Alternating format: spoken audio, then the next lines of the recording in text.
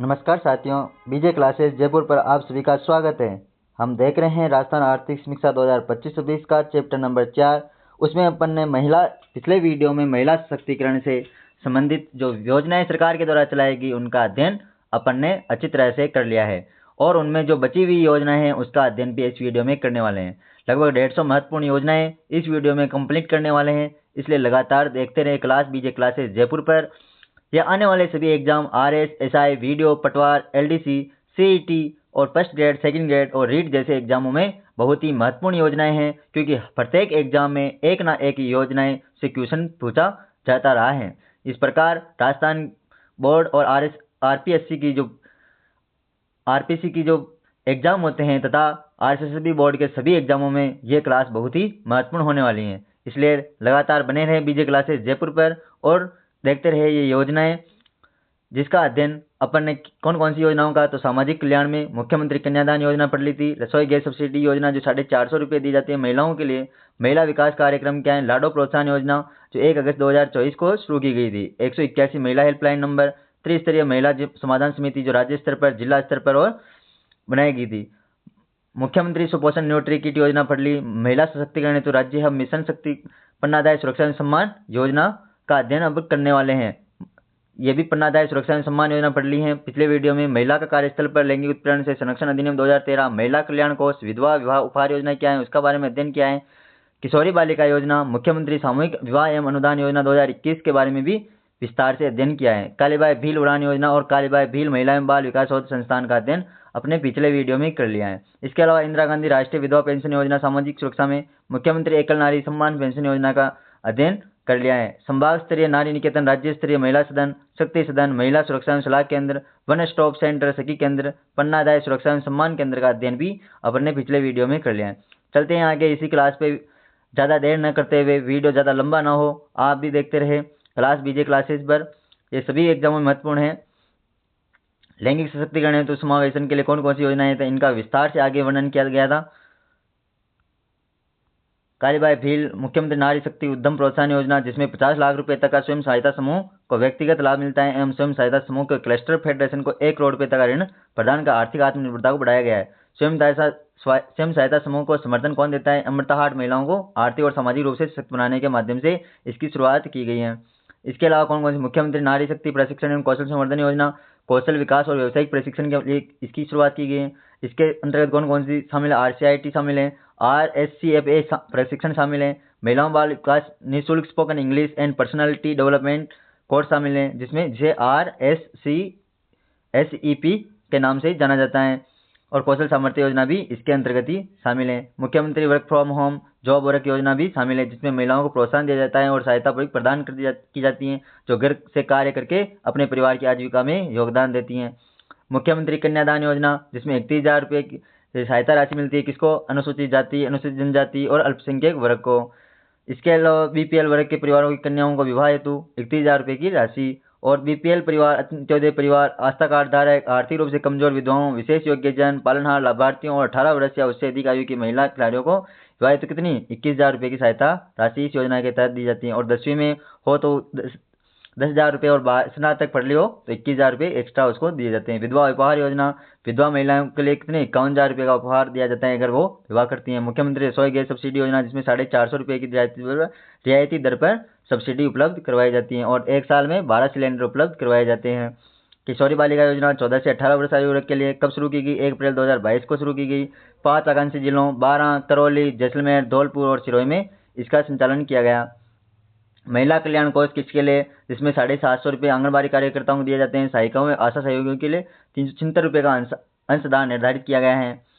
10,000 रुपये का बीमा संरक्षण उपलब्ध करवाया गया है, और इसमें कौन देता है बीमा, भारतीय जीवन बीमा निगम 10,000 रुपये की राशि संचित बचत एवं उस पर अर्जित ब्याज का भुगतान भारतीय जीवन बीमा निगम द्वारा दिया जाता है।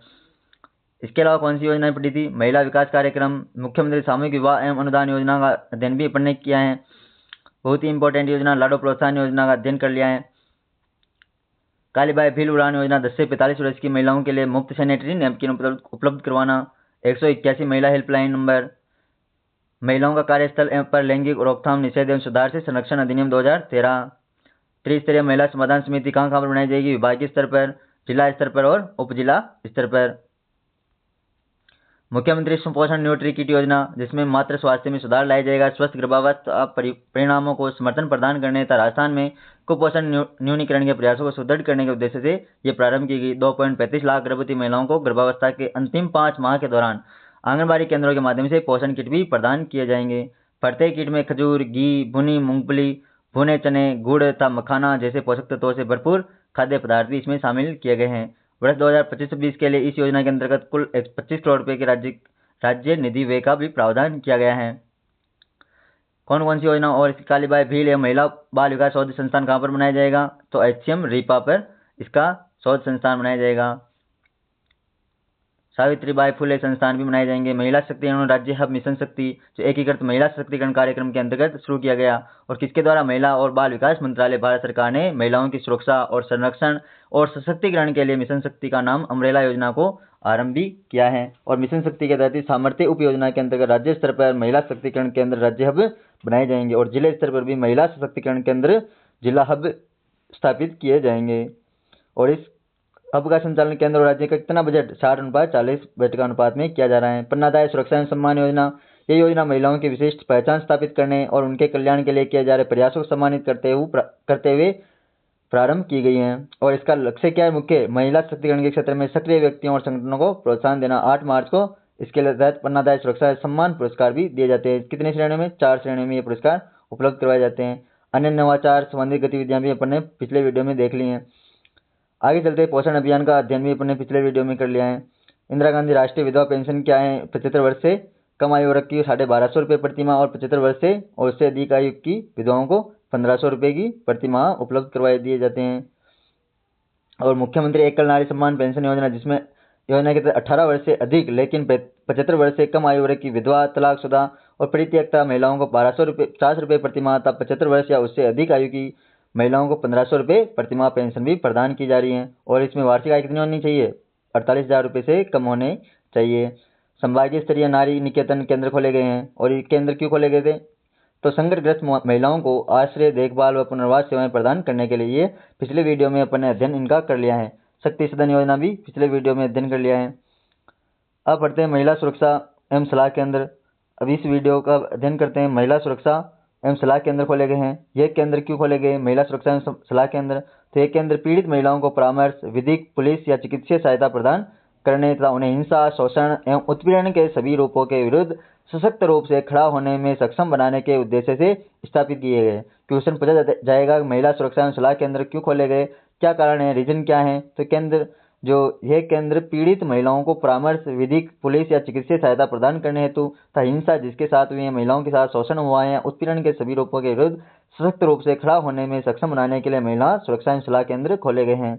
यह केंद्र जिला महिला समाधान समिति द्वारा चयनित गैर सरकारी संगठनों के माध्यम से महिला पुलिस थानों में संचालित किए जा रहे हैं। तो कहाँ पर, जिला महिला समाधान समिति द्वारा शुरुआत की जा रही है। वर्तमान में राज्य में कुल कितने 267 केंद्र स्वीकृत हैं, जिनमें से 262 केंद्र कार्यरत हैं। केंद्रों के प्रभावी संचालन हेतु प्रत्येक केंद्र के लिए चयनित गैर सरकारी संगठन को प्रतिवर्ष 5 लाख रुपए की अनुदान सहायता भी प्रदान की जाती है। कितने की, 5 लाख रुपए की अनुदान सहायता भी राशि। ये याद रखना है, केंद्रों को प्रभावी संचालन हेतु प्रत्येक केंद्र को कितने रुपए, चयनित गैर सरकारी संगठन को प्रतिवर्ष 5 लाख रुपए का अनुदान दिया जाता है। तो महिला सुरक्षा एवं सलाह केंद्र में कितने रुपए, 5 लाख रुपए प्रति केंद्र उपलब्ध करवाए जाते हैं। वन स्टॉप सेंटर या सखी केंद्र क्या है, तो यह योजना हिंसा से प्रभावित महिलाओं को 24x7 यानी 24 घंटे उपलब्ध सहायता, 7 दिन में 24 घंटे उपलब्ध सहायता प्रदान करने हेतु एकल खिड़की प्रणाली के माध्यम से चिकित्सीय सहायता उपलब्ध करवाना, पुलिस, विधिक, परामर्श और अस्थायी आश्रय सेवाएं भी उपलब्ध करवाती हैं। कौन, वन स्टॉप सेंटर सखी केंद्र। हिंसा से जो प्रभावित महिलाएं हैं उनको हर समय, प्रत्येक समय एकल खिड़की प्रणाली के माध्यम से चिकित्सा, पुलिस, विधिक और परामर्श तथा अस्थायी आश्रय सेवाएं भी उपलब्ध करवाते हैं वन स्टॉप सेंटर। और इसका उद्देश्य क्या है, तो समयबद्ध राहत, न्याय और पुनर्वास सुनिश्चित करना है। राजस्थान में जिलावार कुल कितने 52 वन स्टॉप सेंटर या सखी केंद्र संचालित हैं। क्वेश्चन पूछा जाएगा कि जिलावार कुल कितने वन स्टॉप सेंटर खोले गए राज्य सरकार के द्वारा, तो 52। और प्रत्येक केंद्र के संचालन हेतु प्रति माह कितने लाख रुपए का, 3 लाख रुपए का बजट प्रावधान भी किया गया है। तो प्रत्येक केंद्र जो वन स्टॉप सेंटर है उसमें कितने रुपए की सहायता राशि दी जाती है संचालन हेतु, 3 लाख रुपए का बजटीय प्रावधान किया गया है और वर्ष 2025-26 के दौरान केंद्रों के लिए 14 करोड़ रुपए का बजट आवंटन भी किया गया। 2025-26 में कितना? 14 करोड़ रुपए का बजट आवंटन किया गया। पन्नादाय सुरक्षा एवं सम्मान केंद्र क्या है? तो पन्नादाय सुरक्षा एवं सम्मान केंद्र क्यों खोले गए? किस पर खोले गए? जिला मुख्यालयों पर। क्वेश्चन पूछा जाएगा, पन्नादाय सुरक्षा एवं सम्मान केंद्र खोले गए समग्र स्तर पर, जिला मुख्यालय स्तर पर। तो किस स्तर पर? जिला मुख्यालयों स्तर पर स्थापित किए हैं तथा महिलाओं को मनोवैज्ञानिक रूप से, आर्थिक रूप से और सामाजिक विषयों पर निःशुल्क परामर्श प्रदान करते हैं। पन्नादाय सुरक्षा एवं सम्मान केंद्र क्या कार्य करते हैं? तो महिलाओं को मनोवैज्ञानिक रूप से, आर्थिक रूप से और सामाजिक विषयों पर निःशुल्क परामर्श प्रदान करते हैं। साथ ही इन केंद्रों के माध्यम से महिलाओं और बालिकाओं को विभिन्न योजनाओं, कार्यक्रमों तथा रोजगारों के अवसरों की जानकारी भी उपलब्ध कराई जाती है। तो इन केंद्रों के माध्यम से महिलाओं और बालिकाओं क्या विभिन्न योजनाओं, कार्यक्रम तथा रोजगारों के अवसरों की जानकारी भी इसके माध्यम से पन्नादाय सुरक्षा एवं सम्मान केंद्रों के माध्यम से उपलब्ध करवाई जाती है। बाल कल्याण एवं सशक्तिकरण। बाल कल्याण के लिए सरकार के द्वारा कौन कौन से प्रयास किए गए हैं? मुख्यमंत्री हुनर विकास योजना। शैक्षणिक विकास के लिए, शैक्षणिक विकास में मुख्यमंत्री हुनर विकास योजना क्या है उसके बारे में अध्ययन करेंगे। सामाजिक सुरक्षा के लिए पालनहार योजना, मिशन वात्सल्य योजना क्या है उनके बारे में अध्ययन करेंगे। इन सभी योजनाओं की डेट, दिनांक जब घोषित हुई थी उनका शॉर्ट वीडियो के माध्यम से आपको या शॉर्ट के माध्यम से आपको उपलब्ध करवा दी जाएगी। इन सभी जो योजनाएं हैं उनकी जो दिनांक है, कब घोषित हुई, कब घोषणा हुई, कब लागू हुई, इनकी डिटेल शॉर्ट के माध्यम से याद करवाई जाएगी। इसलिए शॉर्ट देखे, हर वीडियो में शॉर्ट देखे। तो मुख्यमंत्री कोरोना सहायता योजना इस पढ़ेंगे। सामाजिक कल्याण के लिए समेकित बाल विकास सेवाएं क्या चलाई बाल कल्याण के लिए सरकार के द्वारा, उनका अध्ययन करेंगे। प्रधानमंत्री मातृ वंदना योजना क्या है?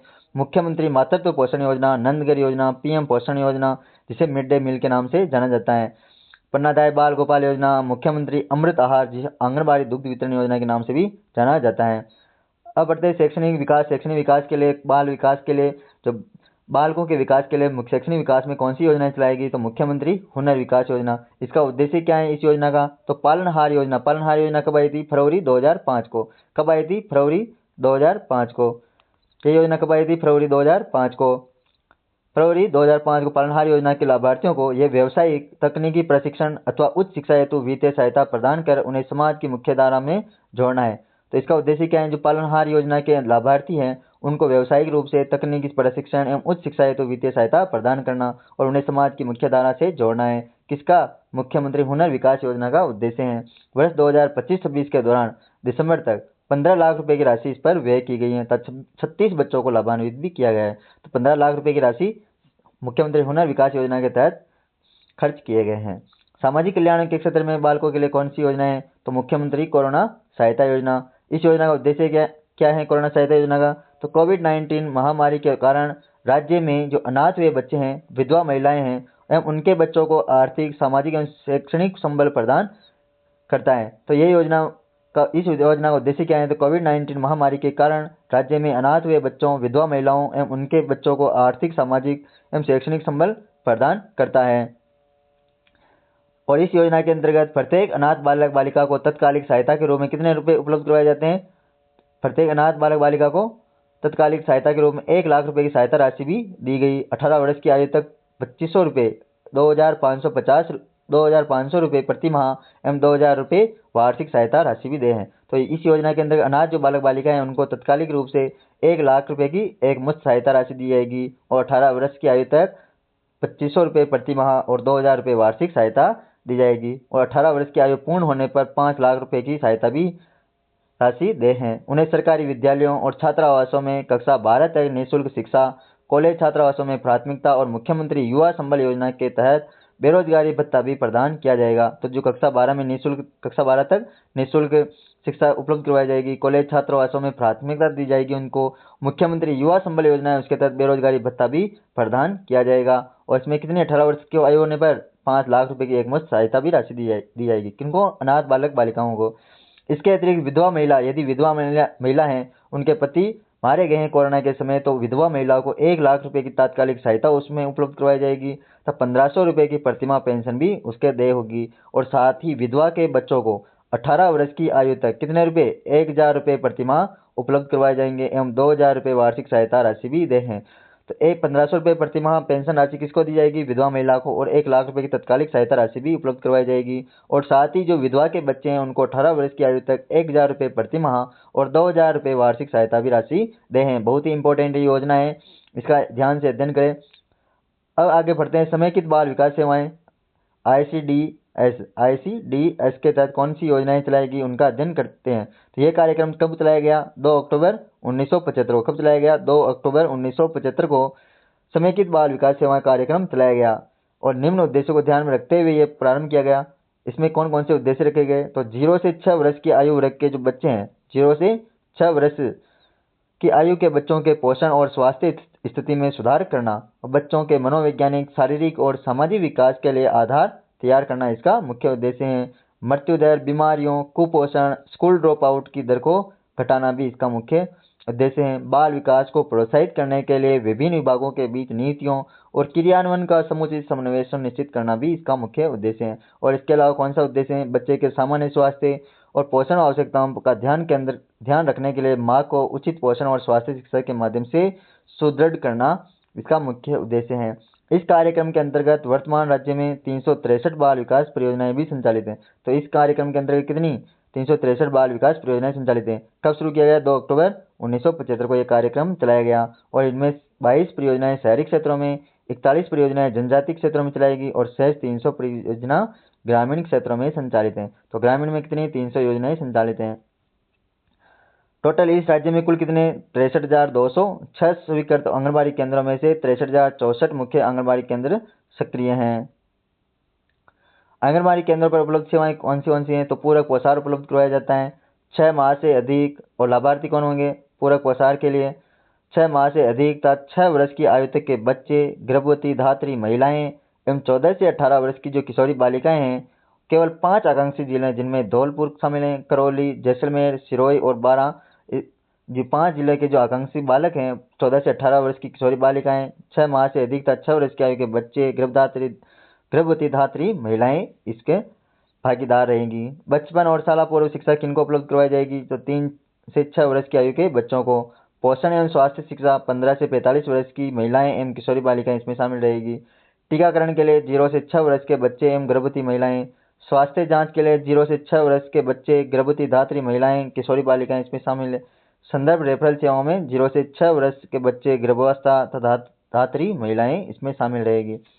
आगे बढ़ते हैं। आगे योजना प्रधानमंत्री मातृ वंदना योजना क्या है? तो भारत सरकार की इस योजना का उद्देश्य क्या है? प्रधानमंत्री मातृ वंदना जो केंद्र सरकार की योजना है, भारत सरकार की इस योजना का उद्देश्य गर्भवती एवं धात्री महिलाओं को वित्तीय सहायता प्रदान करना है। तो गर्भवती महिलाओं को वित्तीय सहायता प्रदान करना है। इसके अंतर्गत उनके स्वास्थ्य एवं पोषण में सुधार हेतु नकद प्रोत्साहन इसके तहत दिया जा रहा है। और कितने रुपए दिए जाएंगे आगे देखते हैं, जिससे संस्थागत प्रसव को बढ़ावा मिले एवं मातृ एवं शिशु मृत्यु दर में कमी लाई जा सके। तो इस योजना का उद्देश्य क्या है? गर्भवती महिलाओं को वित्तीय सहायता प्रदान करना और स्वास्थ्य एवं पोषण क्षेत्र में सुधार हेतु प्रोत्साहन करना। निर्धारित शर्तों की पूर्ति पर यदि प्रथम संतान के लिए लाभार्थियों को, प्रथम संतान के लिए कितने लाभार्थियों को 2 किस्तों में 5,000 रुपये की सहायता राशि भी प्रदान की जाती है। और द्वितीय संतान के रूप में बालिका के जन्म पर तथा निर्धारित शर्तों एवं आवश्यक दस्तावेजों के सत्यापन के उपरांत 6,000 रुपये की एकमुश्त सहायता राशि भी प्रदान की जाती है। इस योजना के तहत द्वितीय संतान की उपस्थिति बालिका के जन्म पर 6,000 रुपये एकमुश्त सहायता राशि प्रदान की जाती है। और 1 अप्रैल 2024 से राज्य सरकार द्वारा प्रथम संतान के जन्म पर गर्भवती महिलाओं को अतिरिक्त 1,500 रुपये सहायता राशि भी प्रदान की जा रही है। तो 1 अप्रैल 2024 से अलग से प्रथम संतान के जन्म पर गर्भवती महिलाओं को कितने रुपये अतिरिक्त सहायता? 1,500 रुपये। 1,500 तो ये 5,000 6,500 रुपये प्रधानमंत्री मातृ वंदना योजना के तहत उपलब्ध करवाए जा रहे हैं। इसके अतिरिक्त 1 सितंबर 2024 से दिव्यांग जो गर्भवती महिलाएं, ये अलग अलग पॉइंट है, इनको याद रखना है। दिव्यांग जो गर्भवती महिलाएं होती हैं, उनके प्रथम संतान के जन्म की स्थिति में ये राशि 6,500 से बढ़ाकर 10,000 रुपये कर दी है। तो सामान्य महिलाओं को कितने रुपये? 6,500 रुपये दिए जाएंगे और दिव्यांग महिलाओं को 10,000 रुपये इस योजना के तहत उपलब्ध होंगे। और वर्ष 2025-26 के दौरान कुल 321 करोड़ रुपये के आवंटन इसमें किया गया है। 3.15 लाख को लाभान्वित भी इसके तहत किया गया है। मुख्यमंत्री मातृत्व पोषण योजना क्या है उसका अध्ययन करते हैं। मुख्यमंत्री मातृत्व पोषण योजना, इसका योजना का मुख्य उद्देश्य क्या है? तो गर्भवती जो महिलाएं हैं, धात्री माताएं हैं तथा 3 वर्ष तक की आयु के बच्चों के स्वास्थ्य एवं पोषण सत्र में सुधार करना है। तो गर्भवती महिलाओं व 3 वर्ष तक की आयु के बच्चे हैं और धात्री जो माताएं हैं उनके पोषण स्तर में सुधार करना इसका मुख्य उद्देश्य है, जिसमें जन्म के समय कम वजन तथा कुपोषण की समस्या में कमी लाई जा सके। तो जन्म के समय जो कम वजन पाया जाता है महिलाओं में और बच्चों में, उनकी कुपोषण की समस्या को कमी लाई जा सके। मुख्यमंत्री मातृत्व पोषण योजना के तहत योजना के अंतर्गत द्वितीय संतान के जन्म पर कुल 6,000 रुपये की वित्तीय सहायता प्रदान की जाती है। तो मुख्यमंत्री मातृत्व पोषण योजना के तहत द्वितीय संतान जन्म लेती हैं, कौन सी सेकेंड वाली जो संतान जन्म लेती हैं उन पर कितने रुपए, 6,000 रुपये की वित्तीय सहायता प्रदान की जाती है, और जिनमें कितने किस्तों में, 3 किस्तों में लाभार्थी के बैंक खाते में सीधे हस्तांतरित किया जाता है। तो 3 किस्तों में 6,000 रुपये की वित्तीय सहायता मुख्यमंत्री मातृत्व पोषण योजना के तहत उपलब्ध करवाई जाती है। नंदगरी योजना क्या है, इसके बारे में जानते हैं। तो इस योजना को एकीकृत जो बाल विकास सेवाएं हैं में जन सहभागिता को बढ़ावा देने के उद्देश्य से प्रारंभ की गई। तो जो एकीकृत बाल विकास सेवाएं 2 जो कार्यक्रम चला है 1975 में, उसमें जन सहभागिता को बढ़ावा देने के उद्देश्य से नंदगरी योजना चलाई गई है। योजना अंतर्गत क्या है, आंगनबाड़ी केंद्रों के निर्माण, नवीनीकरण एवं अतिरिक्त सुविधाओं की उपलब्धता सुनिश्चित करने हेतु अनिल अग्रवाल फाउंडेशन के साथ एक समझौते ज्ञापन पर ज्ञापन किया गया है। तो किस फाउंडेशन के साथ, अनिल अग्रवाल फाउंडेशन के साथ नंदगरी योजना के तहत इसका एमओयू किया गया है। दिसंबर 2025 तक राज्य में 6,874 आंगनबाड़ी केंद्रों में निर्माण, नवीनीकरण कार्य एवं संबंधित गतिविधियां भी पूर्ण की जा चुकी हैं। ये इतना इम्पोर्टेंट नहीं है। पीएम पोषण योजना क्या है, मिड डे मील योजना। जो मिड डे मील योजना कब आई थी, 1995 में आई। इसका नाम बदलकर 2021 में पीएम पोषण योजना कर दिया गया। तो प्रधानमंत्री पोषण योजना क्या है, तो प्रधानमंत्री पोषण योजना का मुख्य उद्देश्य क्या है, तो सरकारी विद्यालयों, विशेष प्रशिक्षण केंद्रों, संस्कृत विद्यालयों एवं मदरसों में प्री प्राथमिक से कक्षा 8वीं तक अध्ययनरत बच्चों के पोषण स्तर में सुधार करना इसका मुख्य उद्देश्य है। किसका, पीएम पोषण योजना का। ये योजना बच्चों को पोषण सहायता प्रदान करने के साथ साथ नामांकनों में वृद्धि एवं नियमित उपस्थिति को प्रोत्साहित करने में भी महत्वपूर्ण भूमिका निभा रही है। इस योजना का उद्देश्य और क्या है, तो बच्चों को पोषण सहायता प्रदान करना और उसके साथ ही नामांकन में वृद्धि करना, नियमित उपस्थिति को प्रोत्साहित करने के लिए भी महत्वपूर्ण भूमिका निभा रही है। योजना के अंतर्गत कक्षा 1 से 5 तक के विद्यार्थियों को प्रतिदिन प्रति छात्र 100 ग्राम, तो 1 से 5 तक कितने विद्यार्थियों को प्रति 100 ग्राम, एक छात्र को कितना 100 ग्राम तक। कक्षा 6 से 8 तक के विद्यार्थियों को प्रतिदिन प्रति छात्र 150 ग्राम खाद्यान्न उपलब्ध करवाया जाता है। तो खाद्यान्न में क्या, गेहूं और चावल उपलब्ध करवाया जाता है प्रतिदिन 150 ग्राम कक्षा 6 से 8वीं बालक तक, और कक्षा 1 से 5वीं तक 100 ग्राम मध्याह्न भोजन योजना के अंतर्गत परोसे जाने वाले भोजन में प्री प्राथमिक से कक्षा 5 तक के विद्यार्थियों के लिए न्यूनतम 450 कैलोरी एवं 12 ग्राम प्रोटीन। तो 1 से 5 तक के विद्यार्थियों के लिए 450 कैलोरी तो भोजन उपलब्ध करवाया जाएगा और 12 ग्राम प्रोटीन की मात्रा उपलब्ध रहेगी। और कक्षा 6 से 8 तक के विद्यार्थियों के लिए 700 कैलोरी एवं 20 ग्राम प्रोटीन सुनिश्चित किया गया है। तो 700 कैलोरी किसके लिए, 6 से 8 तक पढ़ने वाले विद्यार्थियों के लिए, और 20 ग्राम प्रोटीन निश्चित किया गया है। प्री प्राथमिक से कक्षा 5 तक के लिए प्रति छात्र प्रतिदिन खाना बनाने की लागत 6.78 रुपये, 6.78 रुपये तथा कक्षा 6 से 8 के लिए प्रतिदिन प्रति छात्र कितने 10.17 रुपये निर्धारित किए गए हैं, 10.17 रुपये निर्धारित किए गए हैं। तो प्री प्राथमिक से कक्षा 5वीं के लिए कितना प्रतिदिन लागत कितनी है, 6.78 रुपये। कक्षा 6 से 8 के लिए प्रतिदिन प्रति छात्र 10.17 रुपये निर्धारित किए गए हैं। भोजन के पोषण मूल्य का विश्लेषण राष्ट्रीय प्रत्यायन बोर्ड के माध्यम से किया जा रहा है। तो भोजन के जो पोषण मूल्य का जो विश्लेषण किया जा रहा है किसके द्वारा, राष्ट्रीय प्रत्यायन बोर्ड के द्वारा। वर्तमान में ये योजना राज्य के 68,480 सरकारी विद्यालयों एवं संस्थानों में संचालित की जा रही है, 68,480 सरकारी स्कूलों में। इसके अंतर्गत प्री प्राथमिक से कक्षा 8वीं तक अध्ययनरत कुल 57.01 लाख विद्यार्थी शामिल हैं, जिसमें से प्री प्राथमिक में कक्षा 5 तक 34.07 लाख अभ्यर्थी तथा कक्षा 6 से 8वीं में 22.94 लाख लाभान्वित हैं। वर्तमान में मध्याह्न भोजन के पकाने एवं वितरण हेतु 1.16 लाख रसोइया सहायक कार्यरत हैं और उनको कितने रुपए दिए जाते हैं, प्रत्येक को 2297 रुपये प्रतिमाह मानदेय उपलब्ध हैं। 2297 रुपये किनको, जो आपके भोजन बनाते हैं विद्यालयों में, उनको 2297 रुपये प्रतिमाह मानदेय योजना उपलब्ध है। यह बहुत ही इंपॉर्टेंट योजना थी। अब बढ़ते हैं पन्नाधाय बाल गोपाल योजना क्या है। तो पन्नाधाय बाल गोपाल योजना क्या है, यह बच्चों को दूध उपलब्ध करवाने के लिए चलाई गई थी। योजना अंतर्गत राजस्थान किसके द्वारा, योजना अंतर्गत राजस्थान सहकारी डेयरी फेडरेशन लिमिटेड द्वारा सप्ताह में 6 दिवस स्किम्ड मिल्क पाउडर की आपूर्ति की जा रही है। किसके द्वारा, राजस्थान सहकारी डेयरी फेडरेशन लिमिटेड के द्वारा सप्ताह में कितने दिन? 6 दिन स्किम्ड मिल्क पाउडर की आपूर्ति की जा रही है। इस योजना का उद्देश्य क्या है? तो विद्यार्थियों को दूध एवं चीनी उपलब्ध कराकर उनके पोषण स्तर में सुधार करना। पन्नादाय बाल गोपाल योजना का उद्देश्य क्या है? तो विद्यार्थियों को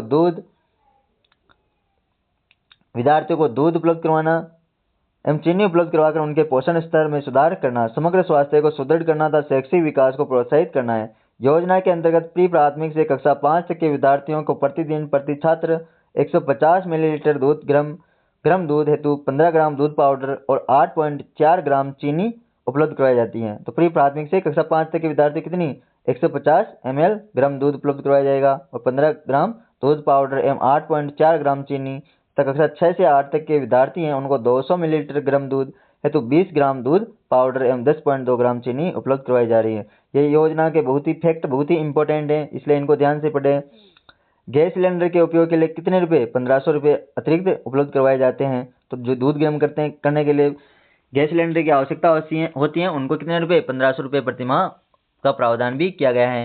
राजस्थान जो सहकारी डेयरी फेडरेशन लिमिटेड द्वारा विद्यालयों को 1 किलोग्राम पैकिंग में 421 रुपये प्रति किलोग्राम की दर से दूध पाउडर की आपूर्ति की जा रही है। तो 421 रुपये 1 किलोग्राम जो पाउडर का पैकेट आता है दूध का, उनको उपलब्ध करवाई जा रही है। वर्ष 2025-26 के दौरान 722 करोड़ रुपए का आवंटन इसके तहत किया गया है।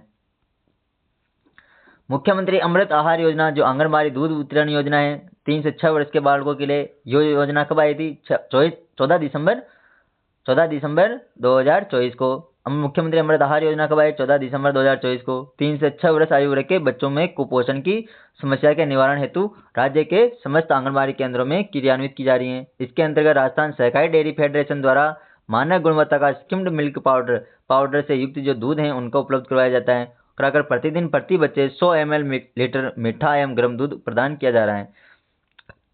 मुख्यमंत्री अमृत आहार योजना के तहत कितना 100 ml लीटर मीठा एवं गर्म दूध प्रदान किया जाता है। वर्तमान में इस योजना को सप्ताह में 5 दिन तक विस्तारित किया गया है। तो मुख्यमंत्री अमृत आहार योजना कितने दिनों तक? 5 दिन तक बच्चे को दूध उपलब्ध करवाया जाता है। 14 दिसंबर 2024 को ये आई थी। किनके लिए? 3 से 6 वर्ष आयु वर्ग के बच्चों में कुपोषण की समस्या के निवारण हेतु चलाई गई योजना, जिसका संपूर्ण व्यय राज्य योजना के अंतर्गत वहन भी किया जा रहा है। तो ये संपूर्ण व्यय किसके द्वारा किया जाता है? राज्य योजना के तहत। और वर्ष 2025-26 के दौरान 122 करोड़ रुपए का आवंटन भी इसके तहत किया गया है और 11.50 लाख बच्चों को लाभान्वित भी किया गया है।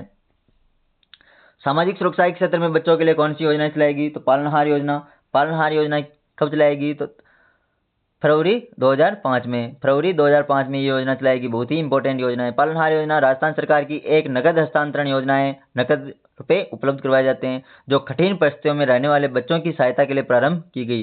तो ये क्यों प्रारंभ की गई? तो कठिन परिस्थितियों में रहने वाले बच्चों की सहायता के लिए इस योजना की प्रारंभ की गई।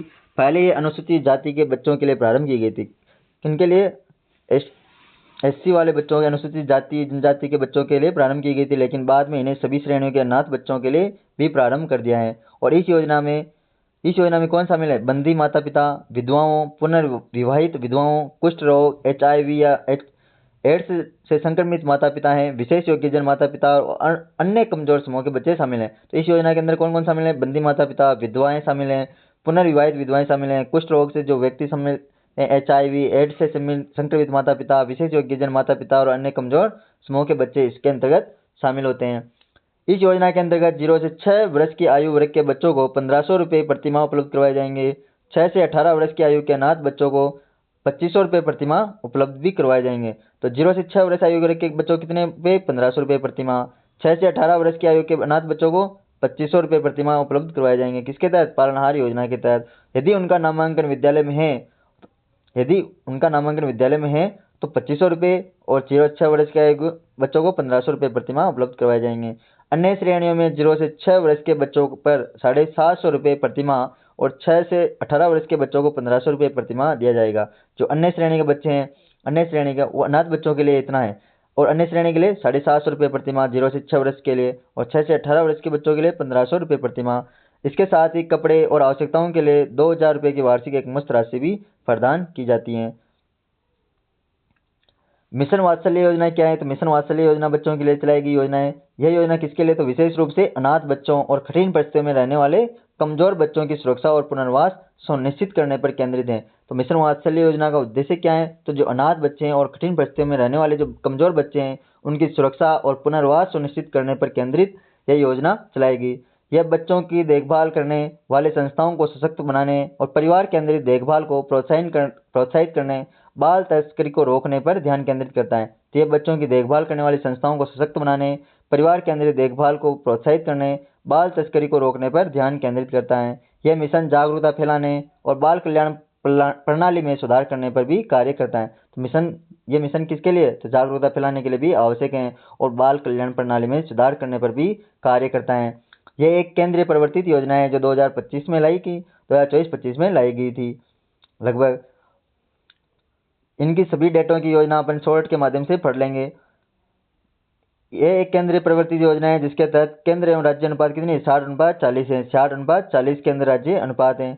40 राजकीय बाल देखभाल संस्थान और 79 गैर राजकीय बाल देखभाल संस्थान संचालित किए जा रहे हैं वर्तमान में, जहां 3268 बच्चों को आवासीय, शैक्षणिक और परामर्श, कौशल विकास एवं अन्य सुविधाओं के साथ संस्थागत देखभाल का लाभ भी लगातार मिल रहा है। मिशन वात्सल्य योजना के साथ राज्य में 40 विशिष्ट दत्तक ग्रहण एजेंसियों के द्वारा 151 बच्चों को घरेलू एवं अंतर्देशीय दत्तक ग्रहण भी किया गया है। तो गोद में लिया गया है बच्चों को, 151 बच्चों को। और योजना अंतर्गत 62 बच्चे व्यक्तिगत पालन पोषण देखरेख के अंतर्गत शामिल किए गए हैं। आगे देखते हैं योजना। इसके अतिरिक्त विभाग द्वारा निम्नानुसार अन्य कानून एवं कार्यक्रमों का क्रियान्वयन भी बच्चों के लिए किया जा रहा है। तो बाल विवाह प्रतिषेध अधिनियम 2006 लाया गया। इसके अंतर्गत क्या होता है? तो विभाग द्वारा विभिन्न हितधारकों के समन्वय से बाल विवाह जैसी सामाजिक कुरीति को रोकने हेतु जन जागरूकता अभियान एवं कानूनी प्रक्रिया से रोकथाम के प्रयास बाल विवाह प्रतिषेध अधिनियम 2006 लाकर किया गया। और राज्य में बाल विवाह मुक्त राजस्थान अभियान का शुभारंभ भी किया गया, जिसके अंतर्गत 9 लाख से अधिक लोगों को जागरूक कर सहभागिता सुनिश्चित की गई। लैंगिक अपराधों से बालकों का संरक्षण अधिनियम कब आया? 2012, जो पोक्सो अधिनियम है। इसके तहत 12 वर्ष से जो बाल के छोटी होती हैं, लैंगिक अपराध से बालकों का संरक्षण अधिनियम 2012, जो पोक्सो अधिनियम, जो 16 वर्ष से जो कम वर्ष की जो बालिकाएं होती हैं उनके साथ यदि लैंगिक उत्पीड़न होता है या कुछ भी होता है घटनाएं, तो लैंगिक अपराधों से बालकों का संरक्षण अधिनियम 2012 पोक्सो अधिनियम के अंतर्गत लाया जाएगा। और लैंगिक अपराध, उत्पीड़न, अश्लील साहित्य के अपराध से बालकों का संरक्षण करने हेतु विभाग द्वारा इस कानून की अनुपालना में विभिन्न प्रयास भी किए जा रहे हैं, जिसके अंतर्गत पीड़ित बालिका को बाल मित्र सपोर्ट पर्सन के माध्यम से समुचित सहायता भी प्रदान कराई जाएगी। और राज्य में पीड़ित बालक बालिकाओं को सहायता पहुंचाने के उद्देश्य से 88 बाल मित्र कार्यरत भी हैं।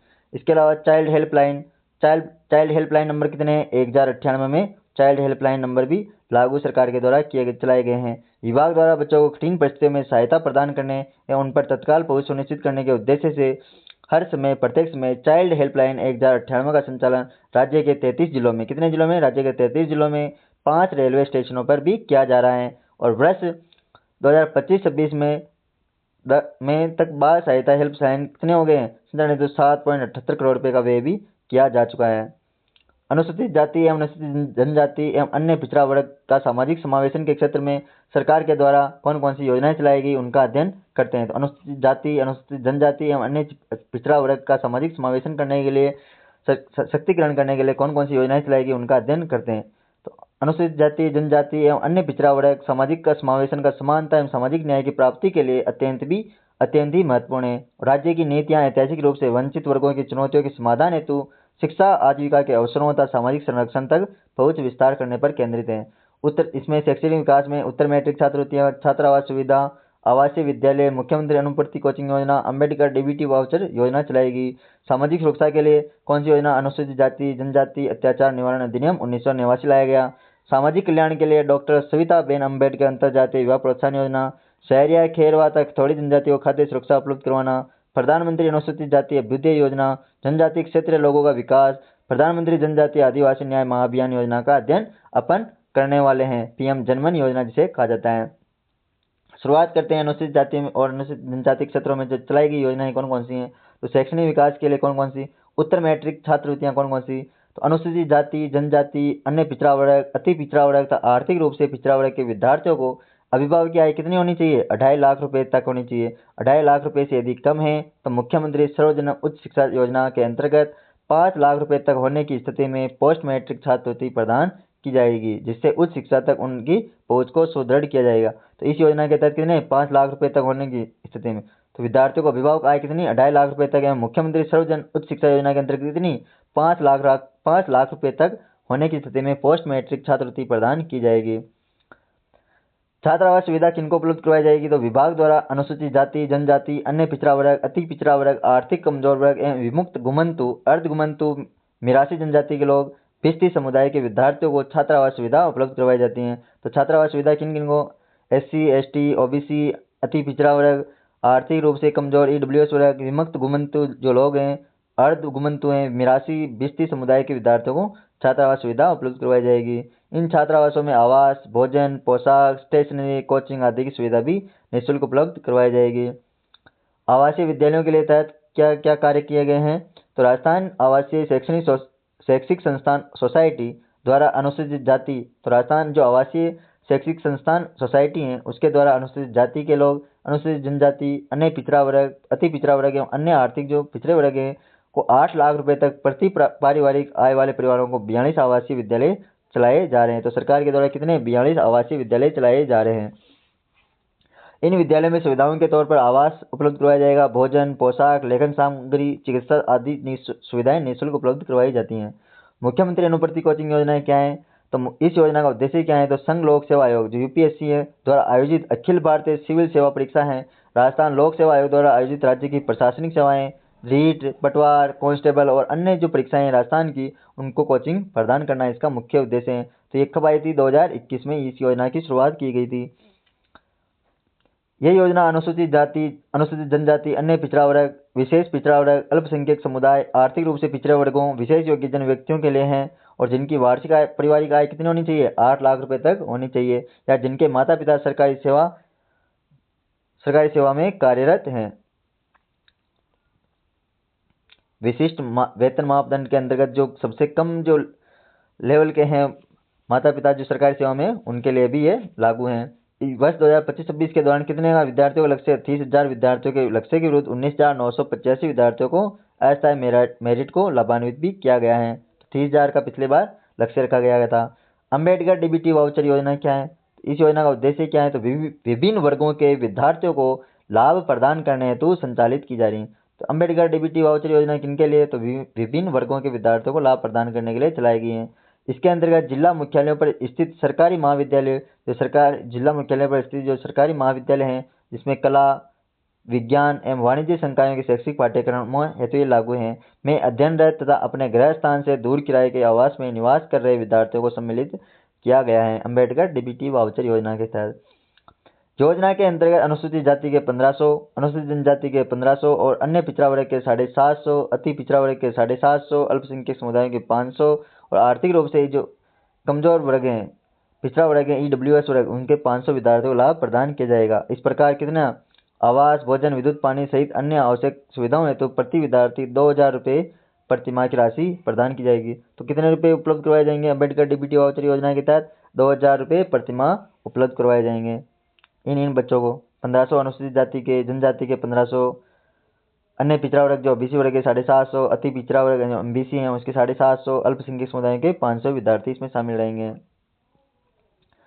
सामाजिक कल्याण के क्षेत्र में कौन कौन सी योजनाएं चलाएगी तो डॉक्टर सविताबेन अंतर्जातीय विवाह प्रोत्साहन योजना क्या है इसके बारे में अध्ययन करते हैं। डॉक्टर सविताबेन अम्बेडकर अंतर्जातीय विवाह प्रोत्साहन योजना, इस योजना के अंतर्गत राज्य सरकार स्वर्ण हिंदू एवं अनुसूचित जाति के व्यक्तियों के मध्य अंतर्जातीय विवाह को प्रोत्साहित करने हेतु पात्र दंपतियों को वित्तीय सहायता प्रोत्साहन प्रदान करती हैं। ये कब शुरू की गई 31 मार्च 2023 तक पंजीकृत विवाहों के लिए, कब तक के 31 मार्च 2023 तक जो पंजीकृत विवाह हैं विवाहों के लिए प्रति दंपति 5 लाख रुपए की प्रोत्साहन राशि प्रदान की जाती है जिसमें 1.25 लाख रुपए कौन देती है केंद्र सरकार देती है। 1.25 लाख रुपए केंद्र सरकार उपलब्ध करवाती है और 3.75 लाख रुपए राज्य सरकार का अंश शामिल है। 1 अप्रैल 2023 या उसके पश्चात पंजीकृत विवाहों के लिए प्रोत्साहन राशि बढ़ाकर कितनी कर दी है 10 लाख रुपए कर दी है और इस योजना के तहत अब कितनी राशि दी जाएगी 10 लाख रुपए कर दी गई है। और बढ़ी हुई सहायता राशि का वितरण इस प्रकार किया जाएगा जिसमें 2.5 लाख रुपए किसके द्वारा संयुक्त बैंक खाते में SNA के माध्यम से जमा करवाए जाएंगे, SN के माध्यम से जमा करवाए जाएंगे और 2.5 लाख रुपए पे मैनेजर के माध्यम से जारी किए जाते हैं। 5 लाख रुपए की राशि 8 वर्षों की अवधि के लिए सावधि जमा यानी फिक्स डिपॉजिट में रखी जाएगी। तो 5 लाख रुपए की 8 वर्षों की अवधि के लिए सावधि जमा यानी फिक्स डिपॉजिट के रूप में बैंक में रखी जाएगी। संयुक्त बैंक खाते में कितनी आएगी? 2.5 लाख रुपए। 2.5 लाख रुपए पे मैनेजर के माध्यम से जारी की जाएंगे। बढ़ी हुई प्रोत्साहन राशि के अंतर्गत 1.25 लाख तो केंद्र सरकार ही देगी, लेकिन 8.75 लाख रुपए राज्य सरकार का ही अंश रहेगा। आगे चलते हैं, प्रधानमंत्री अनुसूचित जाति अभ्युदय योजना।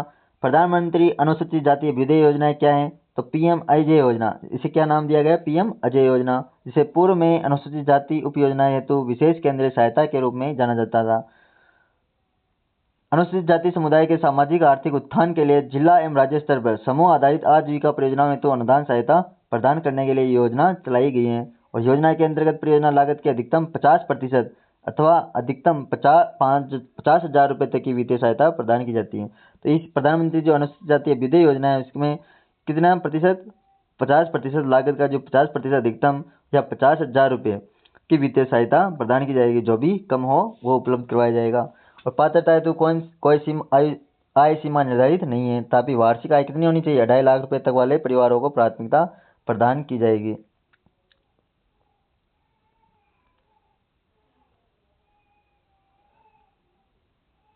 आगे चलते हैं, आदिवासी क्षेत्र में जन कल्याण योजनाएं कौन कौन सी? सहरिया, खेरवा तथा खतौड़ी जनजाति को खाद्य सुरक्षा उपलब्ध करवाने के लिए कौन सी योजनाएं?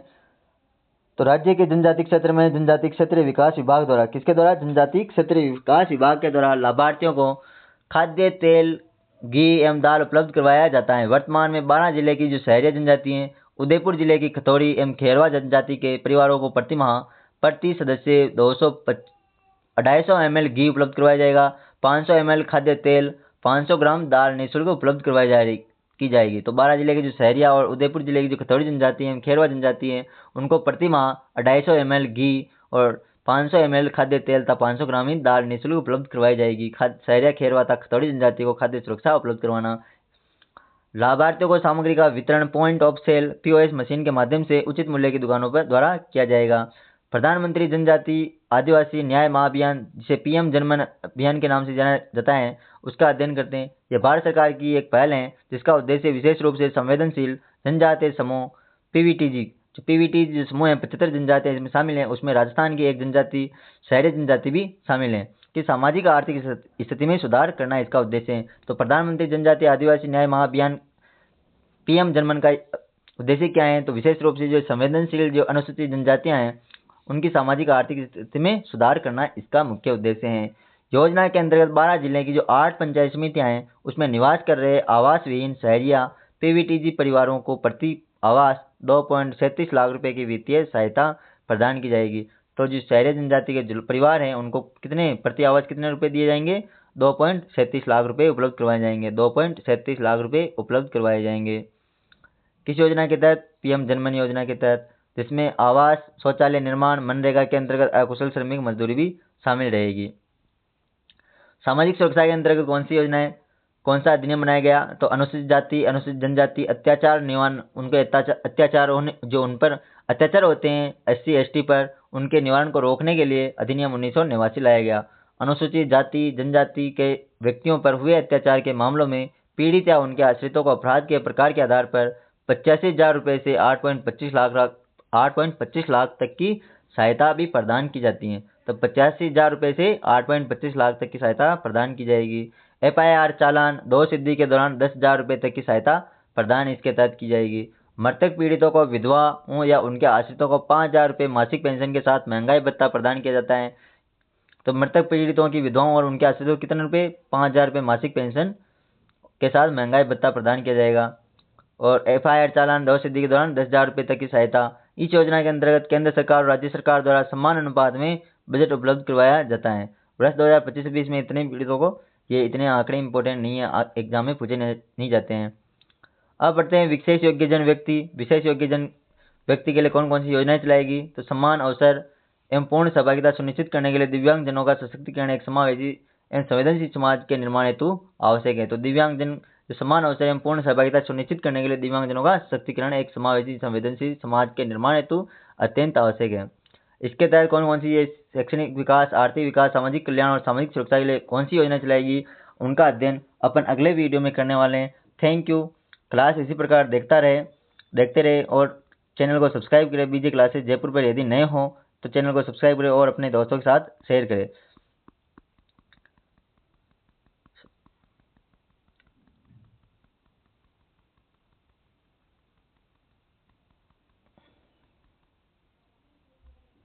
अपन ने लगभग 100 से अधिक योजनाओं का अध्ययन भी कर लिया है अब तक, और इनमें महिलाओं के बारे में सशक्तिकरण और सामाजिक सुरक्षा के बारे में जो योजनाएं थी उनका अधिक विवरण भी पढ़ लिया है।